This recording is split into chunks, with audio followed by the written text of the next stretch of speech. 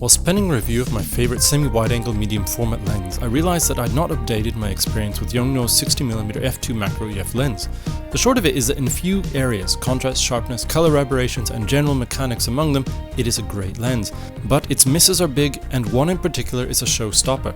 The YN60 f2 is solid. Its metal barrel and chunky grippy focus ring feel great. The lens attaches solidly to a camera or high quality adapter and clicks surely into place.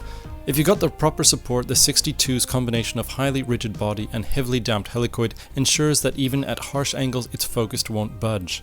Unfortunately, and despite being a macro lens, the YN60's focus throw is just 180 degrees. While only 10 or so of those degrees cover the entire range from infinity to 1 meter, the final 170 degrees feel meager next to other helical-based macro lenses.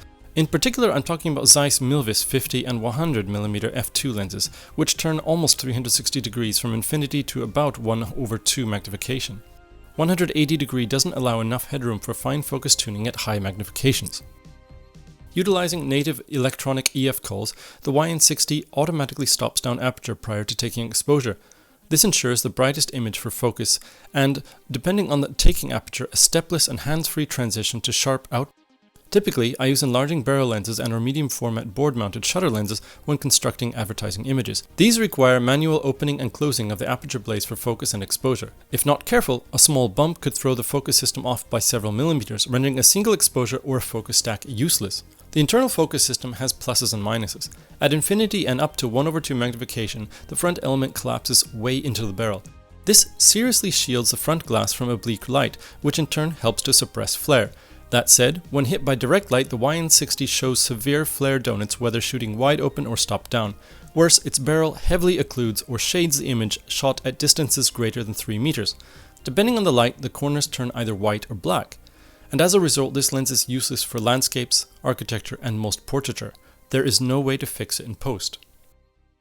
On the positive side, the YN60's rigid body ensures that you will never extend the front element into an object whilst focusing toward it.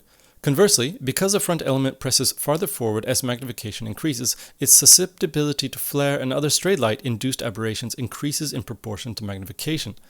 At highest magnification, the Yongnuo 60mm f2 is generally sharp and contrasty. Sure, top-tier macro lenses are just as sharper wide open as this lens is stopped way down, but most top-tier macro lenses are f4 at brightest. My best macro lens's widest aperture is f5.6. Focusing it beyond 1/2 magnification is seriously taxing, especially on a Fujifilm GFX 50S, whose processor slows to a slideshow. The SL from Leica, on the other hand, retains excellent speed and tail all the way up to 3/1 magnification, but then slows down after that. Contrary to many dedicated and high-end macro lenses, this Yongnuo is sharper stopped down than it is wide open. I reckon that 5.6 is its sharpest aperture for high magnification photography. Because it isn't that sharp wide open, f2 is more of a focus aid than anything else.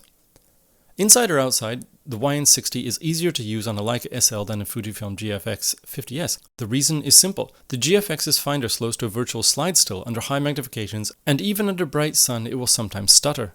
The SL's EVF and LCD are silky smooth in most light and most importantly even at high magnification. It is also a lot clearer, and when magnified to 100% and regardless of the acuity of the final output image, the GFX image feed is grainy and soft. Unfortunately, my automated stacker doesn't come with an SL release. As a result, the stacked studio comparisons in this review were shot on the GFX. Despite being built for 35mm cameras, at macro distances the YN60 lights up the GFX sensor pretty well. When shot against a dark backdrop, any quarter shading induced by the lens's smaller image circle is up for moot.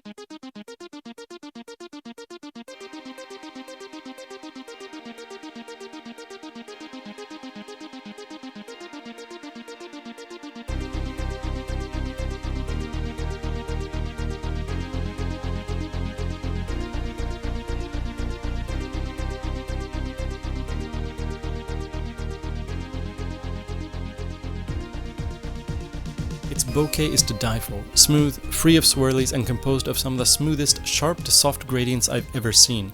Add to that lovely color and contrast and you would have yourself a great portrait lens, if only its barrel didn't shade the image so much. Prior to using this lens, I'd not encountered a single macro lens which showed significant barrel distortion at any magnification.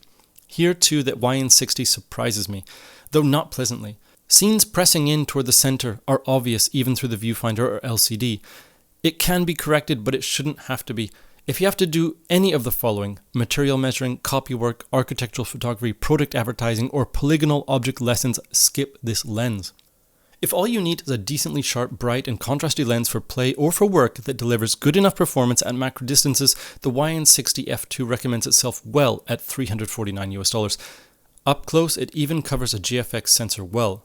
And thanks to its bright f2 aperture, it makes framing and focusing at high magnifications a breeze. Unfortunately, flare, corner shading, and distortion wreck it for the careful sort of work that is my bread and butter. Yongnuo would do well to install this lens's glass into a non-internally focusing body. Until they do that, this lens is not recommended.